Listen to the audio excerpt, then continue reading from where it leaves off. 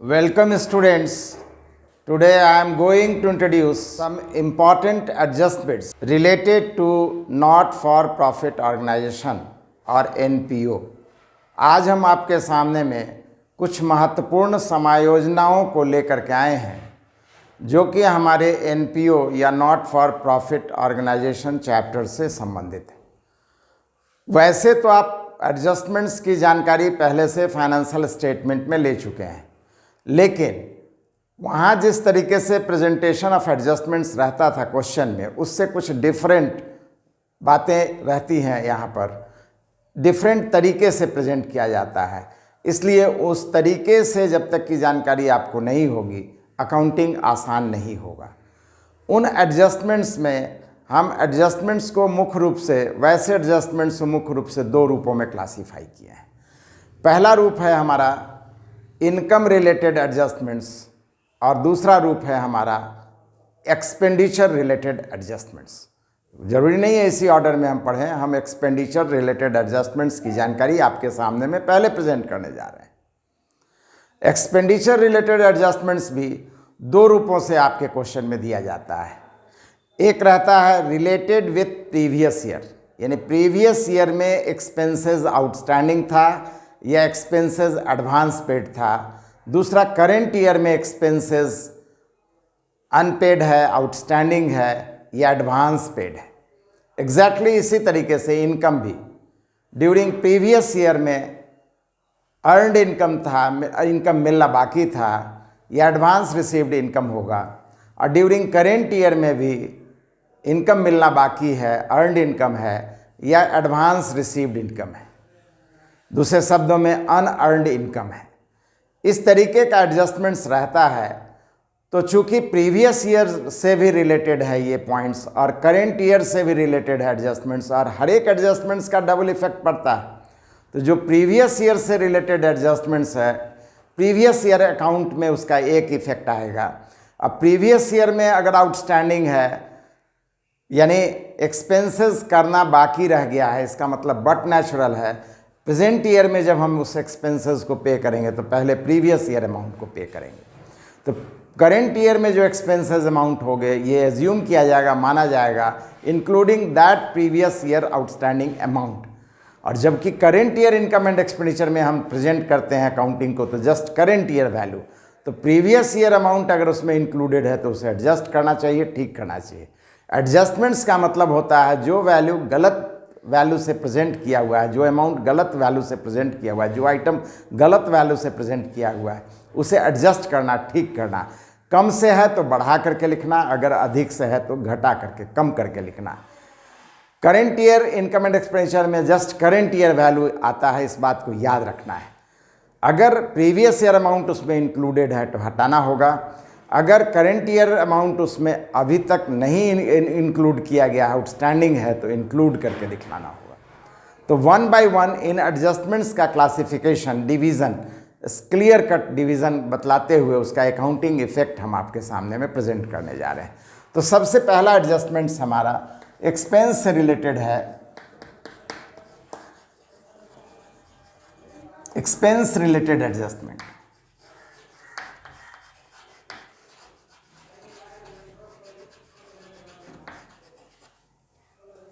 Expense related adjustments में दो तरह की बातें हैं। एक है आउटस्टैंडिंग एक्सपेंस।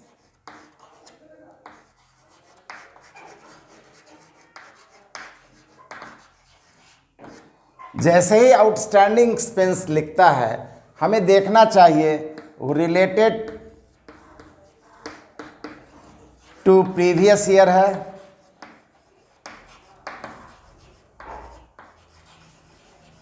या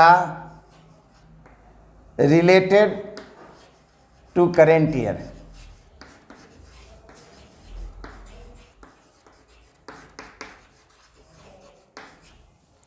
पिछले साल में आउटस्टैंडिंग था एक्सपेंसेस या इस साल में आउटस्टैंडिंग है।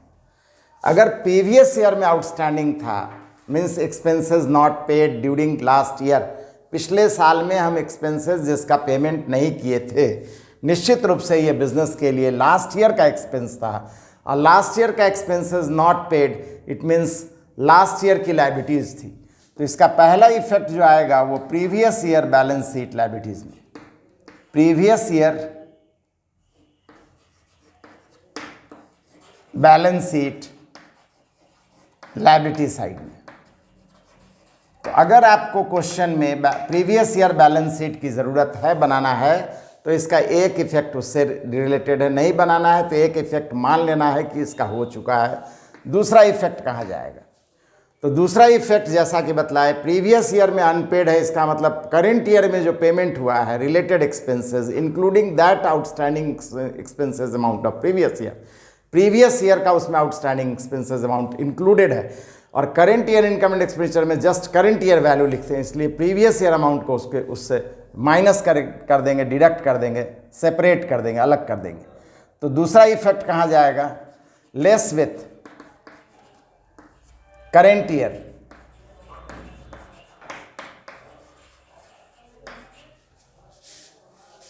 Related expense.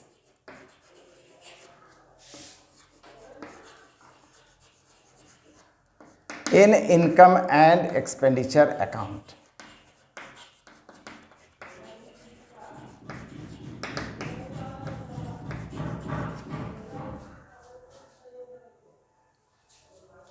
अगर यही एडजस्टमेंट्स करेंट ईयर में है, करेंट ईयर से रिलेटेड है, तो ये तो पहले से भी आप अकाउंटिंग में ले चुके हैं, ये तो आसान है।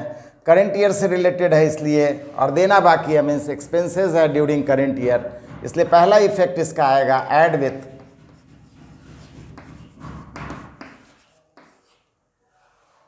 Income, add with related item of expense in income and expenditure account.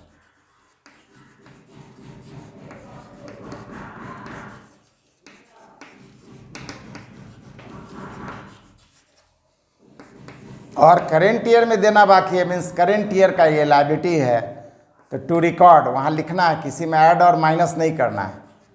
In current year balance sheet liability side.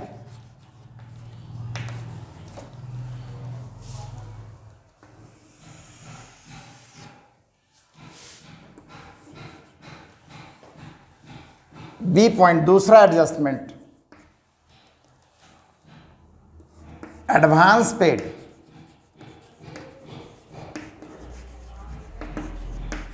Expense का हो सकता है या प्रीपेड एक्सपेंस भी इसे कहते हैं। तो प्रीपेड एक्सपेंस से रिलेटेड अगर कोई पॉइंट दिया गया है तो इसमें भी हमें देखना चाहिए ये एडजस्टमेंट जो है वो प्रीवियस ईयर से रिलेटेड है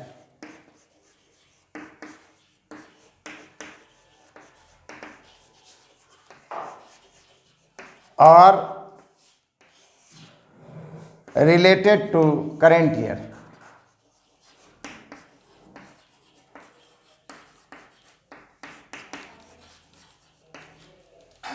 यदि एडजस्टमेंट्स प्रीवियस ईयर से रिलेटेड है, मीन्स प्रीवियस ईयर में एडवांस पेमेंट है, एक्सेस पेमेंट है, इसका मतलब है प्रीवियस ईयर का ये एक्सपेंस नहीं था, प्रीवियस ईयर के लिए एसेट्स है। तो पहला इफेक्ट इसका आएगा to record in old balance sheet, दूसरे शब्दों में previous year balance sheet asset side. अगर old balance sheet previous year balance sheet बनाने की ज़रूरत पड़ी तो इफेक्ट दिखलाएंगे, नहीं बनाने की ज़रूरत पड़ी तो एक इफेक्ट समाप्त हो गया। दूसरा इफेक्ट कहाँ जाएगा? हर एक एडजस्टमेंट्स का डबल इफेक्ट आना है। तो प्रीवियस ईयर में एक्सेस पेड है, इसका मतलब वो रिलेटेड टू करेंट ईयर है, इस साल का वो अमाउंट है, और जब इस साल का अमाउंट है तो निश्चित रूप से इस साल में आना चाहिए, इस साल के एक्सपेंस में आना चाहिए। जबकि प्रीवियस ईयर में एडवांस पेमेंट है, इस साल के एक्सपेंस में वो नहीं आया होगा, इस साल के एक्सपेंस में पेमेंट में रिसीट पेमेंट में तो इस साल का पेमेंट अमाउंट आया होगा, इसीलिए दूसरा इफेक्ट हम करेंगे, ऐड करेंगे with related expense in income and expenditure account.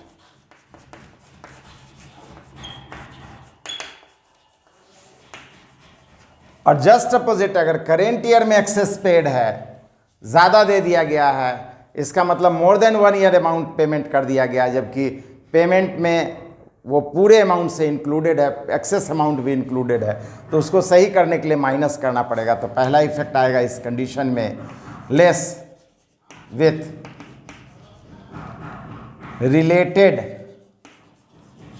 Expense in income and expenditure account.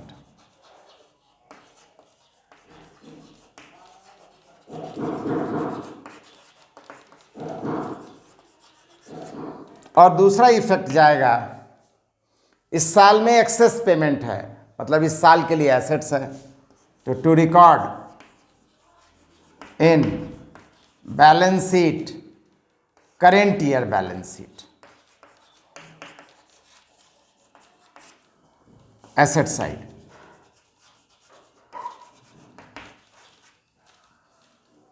इस तरीके से याद रखना है, अगर हमारा एक्सपेंस रिलेटेड एडजस्टमेंट्स है तो सबसे पहले तो देखेंगे ये प्रीवियस ईयर का है कि करेंट ईयर का है। प्रीवियस ईयर का है, आउटस्टैंडिंग है, इसका मतलब प्रीवियस ईयर में देना बाकी था, प्रीवियस ईयर के लिए लायबिलिटी थी। और प्रीवियस ईयर में अनपेड है, इसका मतलब इस ईयर में जब पेमेंट किए होगे तो सबसे पहले उसका पेमेंट किए होगे, इसलिए इस ईयर के एक्सपेंसेस से इनकम एंड एक्सपेंडिचर अकाउंट में हम लेस करेंगे, माइनस करेंगे। और करेंट ईयर का है तब तो कोई प्रॉब्लम नहीं, ऐड करना है, जोड़ना है रिलेटेड एक्सपेंसेस आइटम में इनकम एंड एक्सपेंडिचर अकाउंट में। और इस साल देना बाकी है, मतलब इस साल के लिए लायबिलिटीज है, current year balance sheet liabilities में शो करेंगे। जस्ट अपोजिट, एडवांस या प्रीपेड एक्सपेंस का एडजस्टमेंट्स है, तो रिलेटेड प्रीवियस ईयर से है या करेंट ईयर से, ये पहले पता लगाएंगे। अगर प्रीवियस ईयर अकाउंटिंग ईयर के पहले साल का है, अकाउंटिंग ईयर करेंट ईयर है और अकाउंटिंग ईयर से पहले का है मतलब प्रीवियस ईयर से रिलेटेड है, तो इसे हम old balance sheet asset side में दिखलाएंगे, क्योंकि एडवांस पेड है प्रीवियस ईयर में, प्रीवियस ईयर का एक्सपेंस नहीं है, प्रीवियस ईयर्स के लिए एसेट्स है। और एक्सेस पेमेंट है प्रीवियस ईयर में, इसका मतलब साफ है कि वो इस साल का अमाउंट है, इस साल का एक्सपेंस है, इसलिए कंसर्न्ड एक्सपेंसेस में, रिलेटेड एक्सपेंसेस में, करंट ईयर में, इनकम एंड एक्सपेंडिचर में उसे ऐड कर देंगे। और करंट ईयर का अगर एडवांस पेड है, इसका मतलब करंट ईयर के एक्सपेंसेस से लेस करेंगे, माइनस करेंगे। ज़्यादा दिया हुआ है तो सही करने के लिए कम करना पड़ेगा, और ज़्यादा दिया हुआ है मतलब करंट ईयर के लिए ये एसेट्स है। नेक्स्ट एडजस्टमेंट्स है हमारा, adjustments related to income item, आय से संबंधित मद से रिलेटेड हमारा एडजस्टमेंट्स। तो बी सेकंड पॉइंट है हमारा, इनकम आइटम रिलेटेड एडजस्टमेंट्स।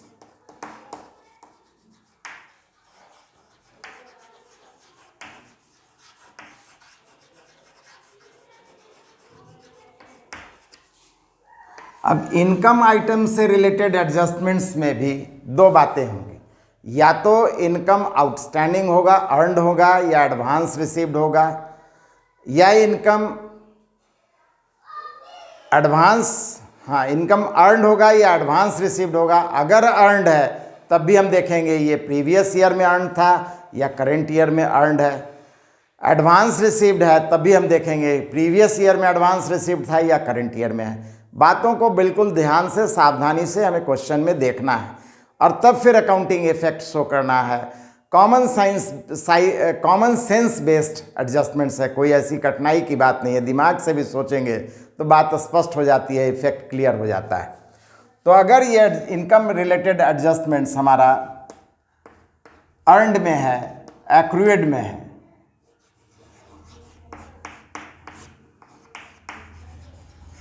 या दूसरे शब्दों में आउटस्टैंडिंग इनकम है, तो पहले हमें देखना चाहिए रिलेटेड टू लास्ट ईयर या previous year.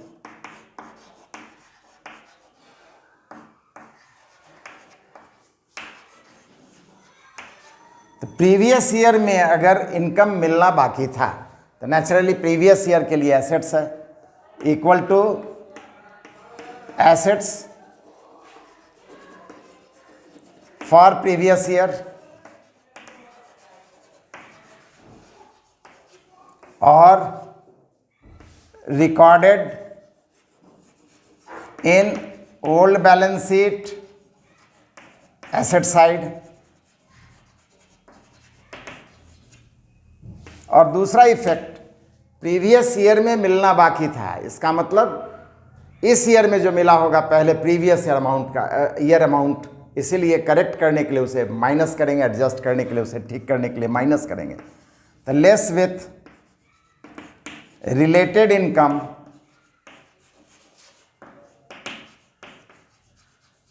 In income and expenditure account.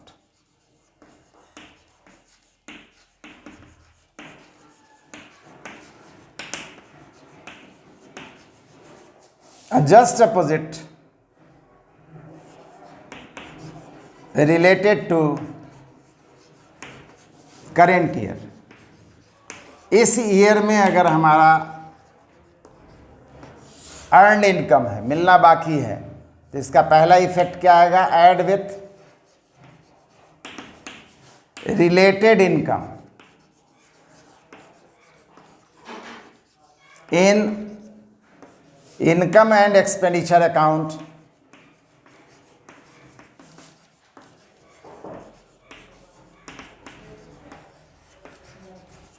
और दूसरा इफेक्ट आएगा, इस ईयर में मिलना बाकी है तो इस ईयर के लिए एसेट्स है, to record in current year balance sheet asset side.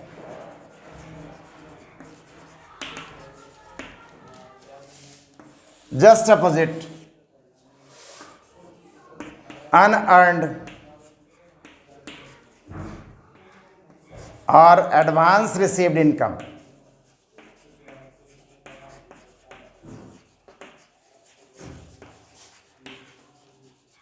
इसमें भी वही बातें देखेंगे, related to previous year.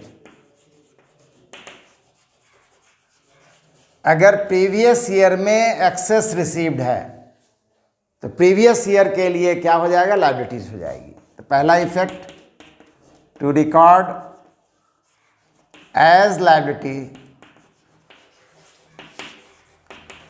In old balance sheet liability side.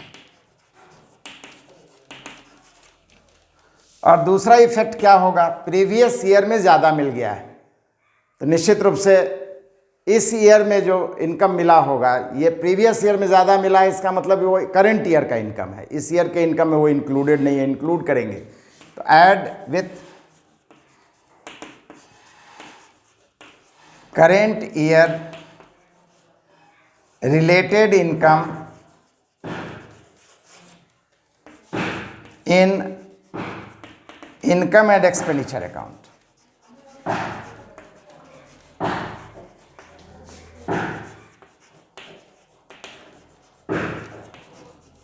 और just opposite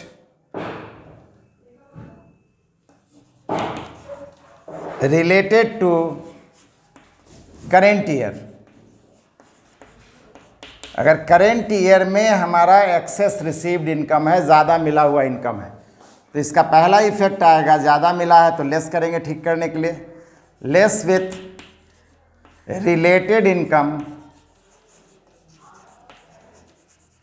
in income and expenditure account.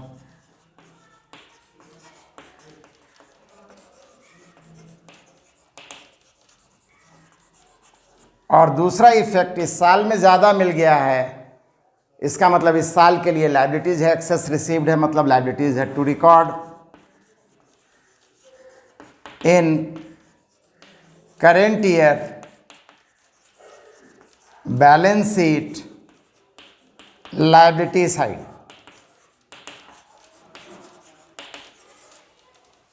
तो ये विशेष तरह का एडजस्टमेंट्स था। बाकी एडजस्टमेंट्स तो आप जानते हैं, अगर डेप्रिसिएशन है तो डेप्रिसिएशन रिलेटेड एसेट से वैल्यू निकालने के बाद हम इनकम एंड एक्सपेंडिचर अकाउंट में एक्सपेंडिचर साइड में लॉस एक्सपेंसेस है डेबिट में दिखला दे, एक्सपेंडिचर साइड में दिखला देंगे, और दूसरा रिलेटेड एसेट से माइनस कर। अगर इनकम नेचर आइटम का है हमारा इंटरेस्ट, तो इंटरेस्ट मिलना है, इनकम है, इनकम एंड एक्सपेंडिचर के इनकम साइड में रिकॉर्ड करेंगे। और फिर रिलेटेड एसेट्स में जैसे हम इन्वेस्ट किए हैं तो इन्वेस्टमेंट एसेट्स है, उसका इंटरेस्ट मिलना है, तो इन्वेस्टमेंट में ऐड करेंगे बैलेंस शीट में। जैसे लोन का इंटरेस्ट है, इसके पहले जो एडजस्टमेंट्स बतलाएं, तो लोन लायबिलिटीज़ है, इसको लोन पर इंटरेस्ट पे करना पड़ेगा, एक्सपेंडिचर में जाएगा, और रिलेटेड आइटम लोन में जाएगा। मतलब बाकी एडजस्टमेंट्स ऑलरेडी जिस रूप में, जिस फॉर्म में पढ़े हैं पहले से, हम जानकारी है, उसी रूप में हम उसकी अकाउंटिंग करेंगे। मेन एडजस्टमेंट्स या प्रॉब्लम का एडजस्टमेंट्स यही है, इन बातों को बहुत ध्यान रखने की ज़रूरत है। इसके बाद हम इसी वीडियो में अंत में एक एग्जाम्पल क्वेश्चन लेंगे जिसमें इन एडजस्टमेंट्स के इफेक्ट को दिखलाते हुए इनकम एंड एक्सपेंडिचर अकाउंट और बैलेंस शीट बनाना सिखलाएंगे। Now the question is, from the following information of a club, prepare income and expenditure account and balance sheet as on 31st December 2020. Receipt and payment account as given, receipt side, in receipt side, balance BD 250, subscription 1450, sale of furniture rupees 60, costing rupees 100, rent from hall rupees 740, profit from canteen rupees 400. Sale of newspaper rupees 100, salaries rupees 1500, payment side में newspaper 600, books 100, postage 50 rupees, furniture 250, balance CD यानी closing cash balance 500, total amounting rupees 3000 in receipt and payment both side. Adjustments, other information, the club has 50 members, each paying rupees 25. B point, on 31st December 2019, subscription outstanding rupees 250 and advance subscription rupees 200. Point number C, salaries outstanding on 31st December 2019 rupees 200 and 31st December 2020 rupees 100.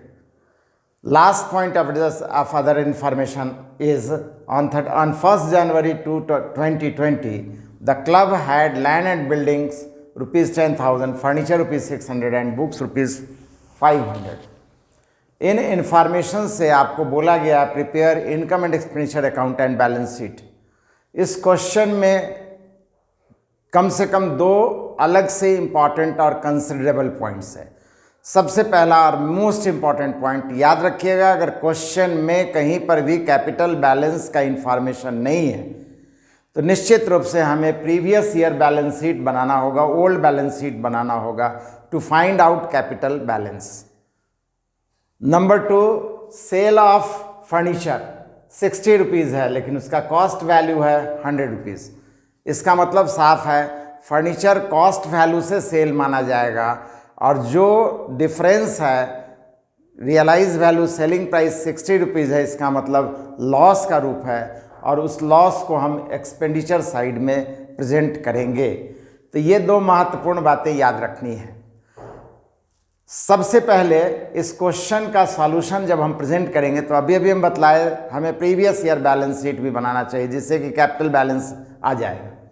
फिर current year income and expenditure account prepare करेंगे और last में फिर balance sheet current year का prepare करेंगे। तो इस adjustments की बातों को ध्यान में रखते हुए हम एक एक रिसीट एंड पेमेंट आइटम को प्रेजेंट करेंगे, शो करेंगे।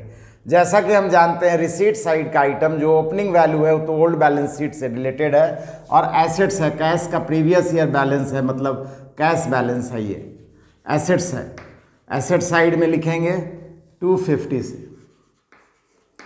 बाकी जितना भी रिसीट्स है या इनकम है या लायबिलिटीज़ है और एक्सेप्शन में सेल ऑफ फर्नीचर है तो फर्नीचर से लेस होगा, एसेट से लेस होगा। तो सबसे पहले सब्सक्रिप्शन इनकम नेचर आइटम है और इसमें एडजस्टमेंट है, इस बात को याद रखेंगे। इसीलिए अभी फ़िलहाल हम इसके अमाउंट को फाइनल अमाउंट में नहीं लिखेंगे, इनर कॉलम में लिखेंगे। एडजस्टमेंट्स के बाद हम इसको फाइनल अमाउंट कॉलम में ले जाएंगे। सेल ऑफ फर्नीचर निश्चित रूप से करेंट ईयर में जो फर्नीचर का ओपनिंग वैल्यू होगा उसी से हम लेस करेंगे, तो लेस सेल। Of furniture. इसका कॉस्ट वैल्यू है 100 रुपीज़, 100 रुपीज़ से सेल माना जाएगा। 60 में बेचा है, इसका मतलब 40 रुपीज़ से लॉस है, तो loss on sale of furniture, loss है तो एक्सपेंडिचर में जाएगा 40 रुपीज़। नेक्स्ट आइटम है हमारा rent from hall, receipt side है, मतलब इनकम में जाएगा। Rent from hall ₹740। नेक्स्ट है प्रॉफिट फ्रॉम कैंटीन, ये भी इनकम साइड में जाएगा। Profit from canteen 400 rupees. Last item है सेल ऑफ न्यूज़पेपर, ये भी इनकम है। Sale of newspaper 100 rupees. Payment side में सबसे पहला आइटम हमारा एक्सपेंडिचर है। पेमेंट साइड या एक्सपेंडिचर होगा या एसेट्स होगा, तो सैलरीज एक्सपेंडिचर साइड में लिखना है, नॉमिनल नेचर का है। 1500। न्यूज़पेपर भी एक्सपेंडिचर नेचर का है, इसमें एडजस्टमेंट्स है इसलिए थोड़ा जगह छोड़ दे रहा है। न्यूज़पेपर एडजस्ट करके वैल्यू को करेक्ट वैल्यू से अमाउंट में ले जाना है, इसमें कोई एडजस्टमेंट नहीं है, फाइनल अमाउंट कॉलम है। बुक्स परचेज किया है, पेमेंट किया ड्यूरिंग करेंट ईयर, इसका मतलब बुक्स परचेज्ड है, तो जो बुक का ओपनिंग वैल्यू होगा उसमें जोड़ेंगे, अगर ओपनिंग वैल्यू नहीं है तो फिर डायरेक्ट अमाउंट में शो कर देंगे। बुक परचेज्ड है 100 रुपीज़। पोस्टेज है, एक्सपेंडिचर है, नॉमिनल नेचर आइटम है, एक्सपेंडिचर में शो करेंगे।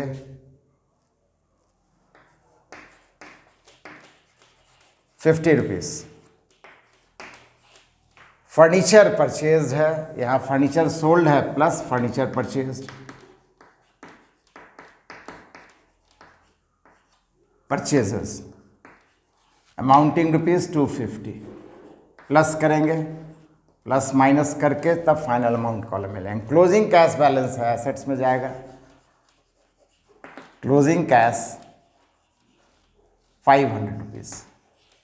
इस तरीके से रिसीट एंड पेमेंट आइटम को सही जगह पर लिखने के बाद अब एक एक एडजस्टमेंट्स को पढ़ेंगे और उसका डबल इफेक्ट दिखलाएंगे। सबसे पहला, क्लब का 50 मेंबर्स है और 25 रुपीज़ ईच पेमेंट करता है, तो सब्सक्रिप्शन ड्यूरिंग द ईयर होना चाहिए कितना, तो 50 × 25 1250 rupees. Final amount during current year, whole amount of subscription of current year ₹1250। अब जो भी प्लस माइनस के बाद आएगा फिर भी डिफरेंस रहेगा तो उसको भी और एडजस्ट करके शो करेंगे, लेकिन फाइनल अमाउंट में 1250 ही आएगा, क्योंकि 50 मेंबर्स है और हर एक साल में 25 रुपीज़ के रेट से पेमेंट करता है। 31 दिसंबर 2019 मतलब प्रीवियस ईयर से रिलेटेड है। सब्सक्रिप्शन आउटस्टैंडिंग ₹250, प्रीवियस ईयर में मिलना बाकी था सब्सक्रिप्शन, था assets for business outstanding subscription 250। अब पिछले ईयर में मिलना बाकी था, इसका मतलब इस ईयर में जो मिला होगा वो प्रीवियस ईयर अमाउंट इंक्लूडेड होगा, इसलिए माइनस सब्सक्रिप्शन ऑफ 19 250 बच गया 1200।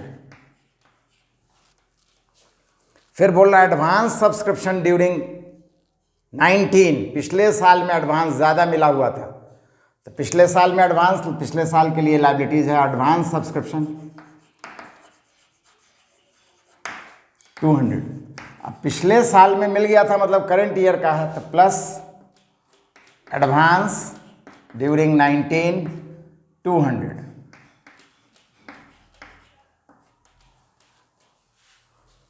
आगे बोला जा रहा है इस तरीके से, कितना आ गया 1400 टोटल अमाउंट इनकम का शो किया जा रहा है, और जबकि नेट अमाउंट आना चाहिए 1250। इसका मतलब इसमें भी 150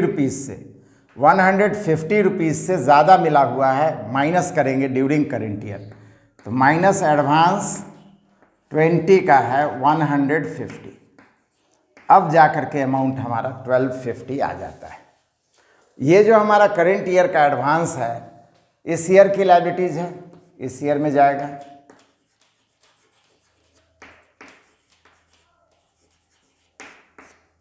$150। तो एक बार फिर से देख लें, 19 का एडवांस सब्सक्रिप्शन आउटस्टैंडिंग है 250, दो जगह आ गया। एडवांस सब्सक्रिप्शन है 19 का, दो जगह आ गया। 150 करेंट ईयर का है, ये भी दो जगह आ गया। हर एक एडजस्टमेंट्स का डबल इफेक्ट दिखलाना है। नेक्स्ट सैलरी आउटस्टैंडिंग 19 का है। पिछले ईयर में आउटस्टैंडिंग सैलरी देना बाकी था, means liability for business.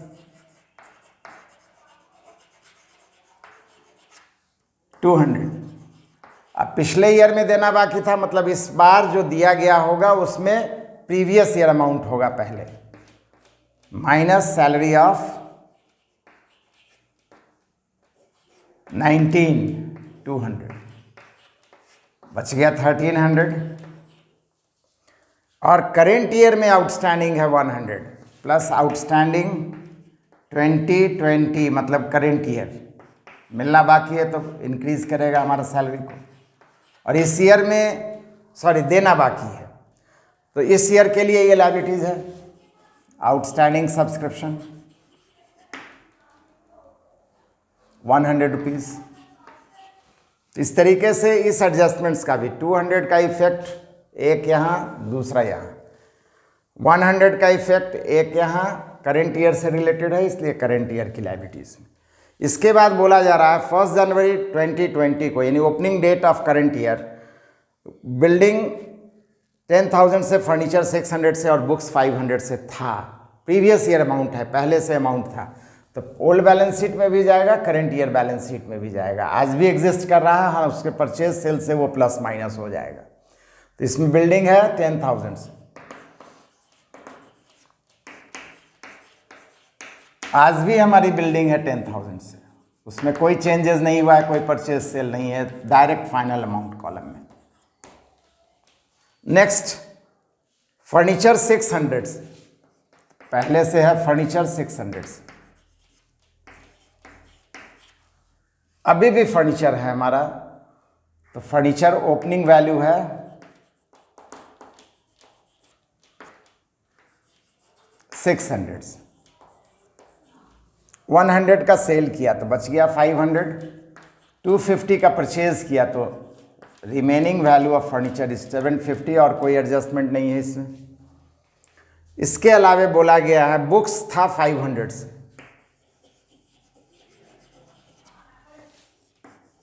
Books का ओपनिंग वैल्यू अभी भी हमारा 500 से है, बुक्स का ओपनिंग है 500 से, तो 51,600, कोई अदर एडजस्टमेंट नहीं है, डिक्रीज डेप्रिसिएशन इन अप्रिसिएशन कुछ भी नहीं है, इसलिए फाइनल अमाउंट कॉलम पे 600 रुपीज़।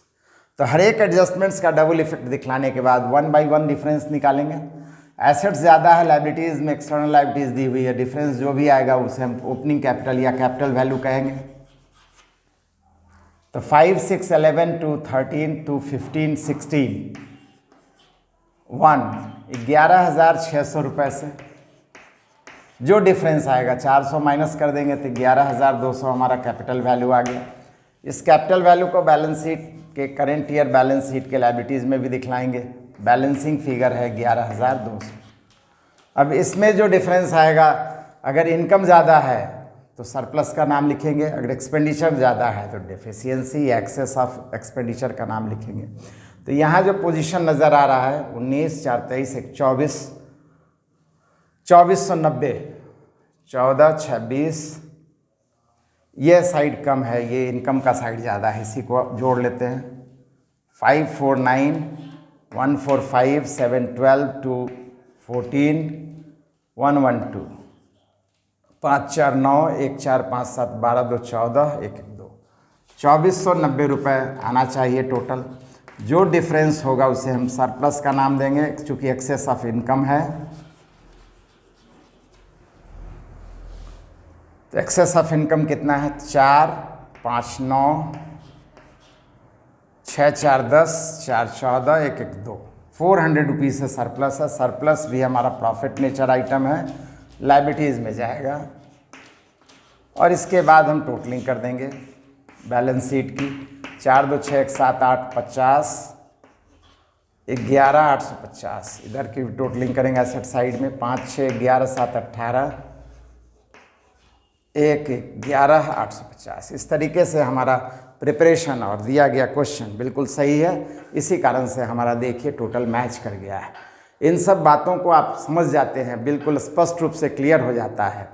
तो याद रखिएगा, इससे रिलेटेड अब जितने भी क्वेश्चंस हैं जिसमें कि रिसीट पेमेंट दिया हो, इनकम एंड एक्सपेंडिचर और बैलेंस शीट बनाने के लिए दिया गया है। कैपिटल वैल्यू नहीं दिया है तो याद रखिएगा, पहले हम प्रीवियस ईयर बैलेंस शीट बनाएंगे, तब income and expenditure and current year balance sheet. इस तरीके से प्रिपरेशन से रिलेटेड जितने भी क्वेश्चन आपकी बुक में है जिसमें रिसीट पेमेंट दिया गया हो और एडजस्टमेंट्स दिया गया हो, आप उन सभी क्वेश्चन का आंसर आसानी से प्रिपेयर कर सकते हैं। बनाने में अगर फिर भी कोई प्रॉब्लम आता है तो आप अनिवार्य रूप से उसे कमेंट सेक्शन में डालिए। साथ ही साथ आप हमारे वीडियो को ज़्यादा से ज़्यादा शेयर कीजिए। हमारा जो अगला वीडियो आएगा निश्चित रूप से अब इसी से रिलेटेड कुछ स्पेशल प्रॉब्लम को लेकर के, उसके प्रैक्टिकल क्वेश्चन को लेकर के हम आपकी जानकारी को और विस्तृत करेंगे और बढ़ाएंगे। कुछ इंपॉर्टेंट प्रॉब्लम्स और आते हैं, एडवांस प्रॉब्लम और आते हैं, उन्हीं की जानकारी हम अगले वीडियो में प्रेजेंट करेंगे। साथ आप हमारे वीडियो को आवश्यक रूप से सब्सक्राइब कीजिए। अगर अभी तक नहीं सब्सक्राइब किए हैं तो ज़रूर सब्सक्राइब कीजिए। Thank you.